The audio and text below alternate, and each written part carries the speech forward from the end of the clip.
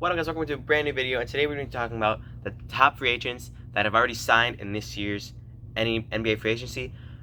Quick start this off.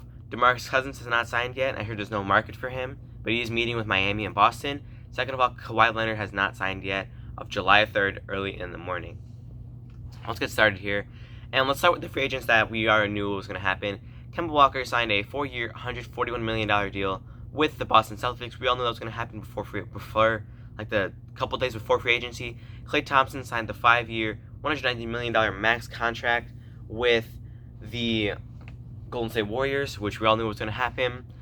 And big time free agent that no one knew where he was going to go, or no one knew that he was going to go to the team he went to.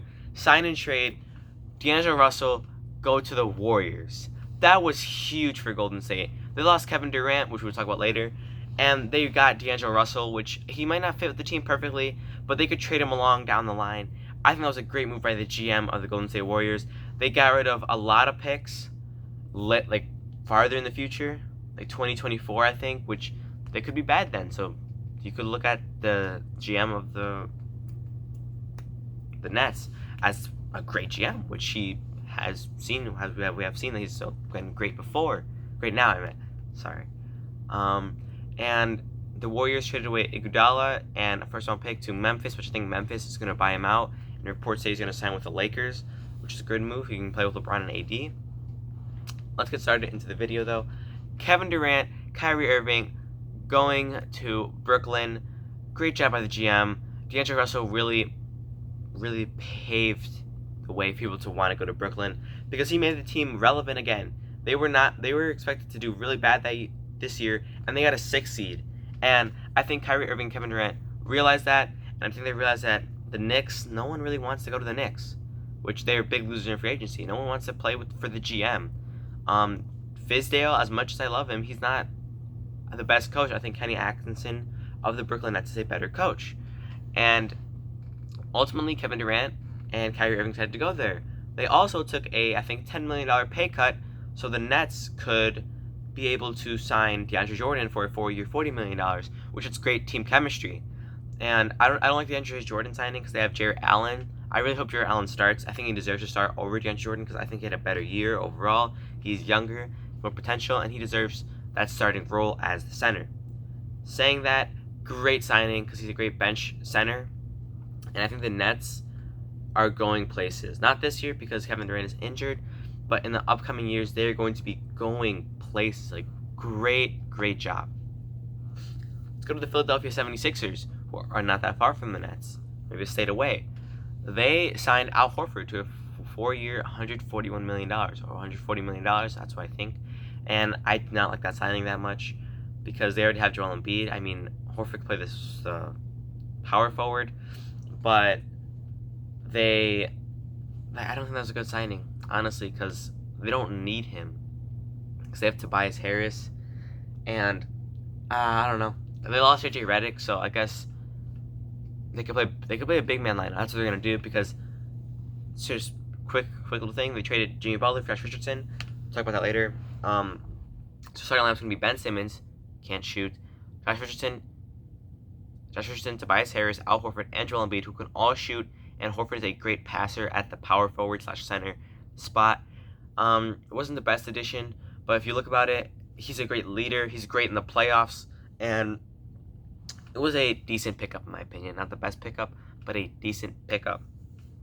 Let's get more in depth with the Jimmy Butler trade. Jimmy Butler got traded to my Miami Heat. I think it was a great trade for Miami because it was a 4-team trade. I do not know who the 4th team was. Well, I've heard about it. I don't remember it, but they got Mo Harkless and Myers Leonard, and they traded Hassan Whiteside to Portland, which is a 5-year save, $5 million saved for Miami. Plus, Myers Leonard and Mo Harkless are off the books next year. Miami's not going to re-sign them. This is for cheap. And they got Jimmy Butler, and they didn't even have to get rid of Dragic or Winslow, which was great job. And at the moment, right now, Jimmy Butler is a better player than Josh Richardson. In the future, Josh Richardson could become a much better player because I watch Miami basketball, and Josh Richardson you could see him grow. First year, he was just a great defender. Second year, his offensive game was up. And last year, at one point of the year, he was averaging 20 points per game, and it kind of dipped to 16, 17 points per game. But that's okay because he's still very young. He can still grow into a great talent. And he was a second round pick. So you're not expecting him to be that good of a talent, which was surprising for me, honestly, to see them.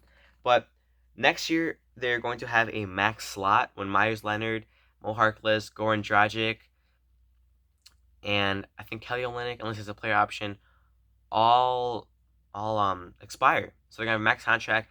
Next year's free agency, I believe, is not the best, but in the following year they might have two max contracts because everybody else is off the books for Miami. So great move by Pat Riley.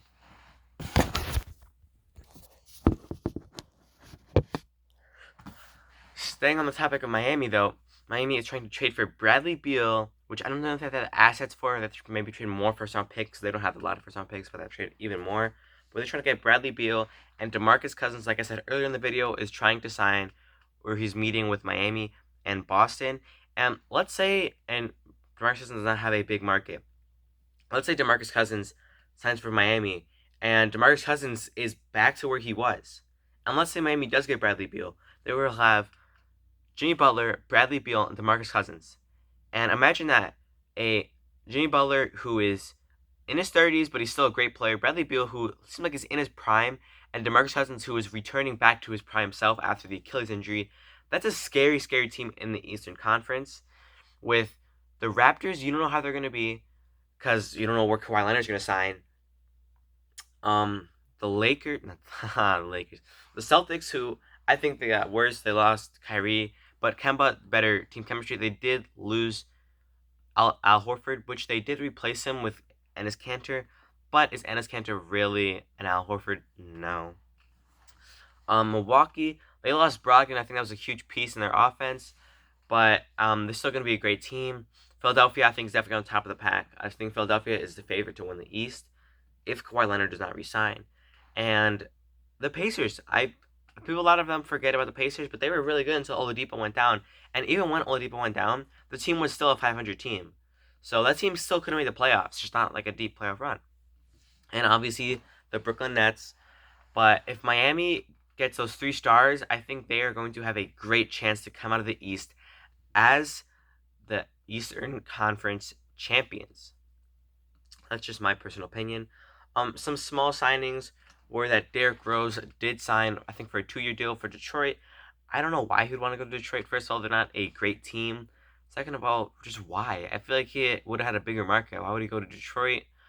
The Phoenix Suns did sign Ricky Rubio for like $17 million a year for a guy that averages 10 points, less than 10 assists. That was a terrible thing for them. The Knicks. Let's talk about the Knicks for a second.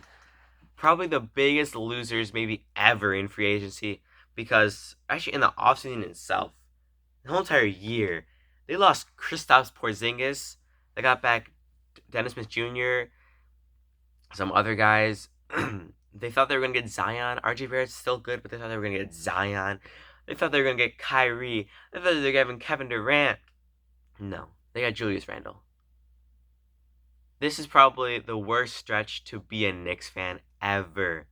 Because you thought you were going to get so much players up here, and then you just get Julius Randle. I know they sent some other players, but for what you're expecting, it's tough to be a Knicks fan. I am so happy I am not a Knicks fan, but it's just tough for them. But the future is looking bright with Kevin Knox, Dennis Smith Jr., maybe even Frank Ntilikina. Who did I say before? RJ Barrett, Mitchell Robinson. So I don't know. The future might be looking up for them. The Pelicans, I think they did a great job with signing a veteran shooting guard, JJ Redick, and a veteran power forward / center in Derek Favors. If you think about it, I think the Pelicans really believe in Lonzo Ball, and I think that's why they got JJ Redick. Because Lonzo Ball is not the greatest 3-point shooter. He could improve, not the greatest. So they go out and sign JJ Redick. They got Zion. They probably were going to draft Zion before they got Lonzo, but they got Zion who can catch the lob passes. They got JJ Redick who can catch the 3-point shots, catch and shoot. And I think Lonzo is going to flourish in that Pelicans offense. I think that was a great pickup for the Pelicans, and the Pelicans were also big winners in this offseason, which I think was great for them. So thank you guys for watching. Hit the subscribe button, hit the like button. See you guys all in the next video.